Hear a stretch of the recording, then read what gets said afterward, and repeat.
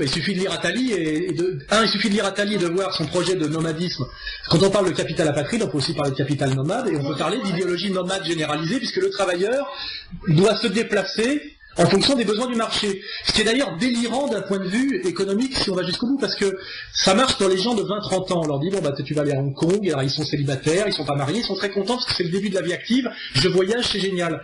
Mais à 30 ans, ils rencontrent une femme, ils se marient, ils prennent un crédit sur un logement, ils ont des enfants qui scolarisent. Et après on lui dit, tiens, toi la femme, là tu vas partir à 800 km, toi le bonhomme tu vas rester ou pas, et puis les gosses qui suivent qui, et puis ils se sont fait des amis, ils étaient scolarisés. Le souhait de l'immense majorité des gens sur la terre entière, passé un certain âge, c'est de s'enraciner, c'est de pouvoir se faire construire une maison, trouver une femme, élever ses enfants, se construire un cercle d'amis, d'avoir des pratiques associatives, d'aller pêcher, et notamment au niveau anthropologique, de pouvoir fonctionner grâce à des rituels. C'est-à-dire que le nomadisme est une escroquerie anthropologique totale. Mais par contre, c'est une vision effectivement comment dirais-je, de capitaliste financier libéral, et qui vous vend un projet qui est le sien. C'est le type qui vous dit, c'est comme les hommes politiques qui disaient à une époque, moi j'ai pas envie de prendre ma retraite, j'ai 70 ans, j'adore ce que je fais. Mais oui, mais si vous aviez travaillé avec un marteau-piqueur, vous auriez envie de prendre votre retraite, c'est pas le même boulot.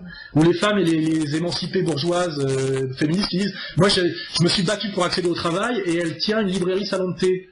Mais si elle était caissière chez Champion, elle aimerait peut-être échapper au travail, parce que ça consiste, c'est pas le même travail.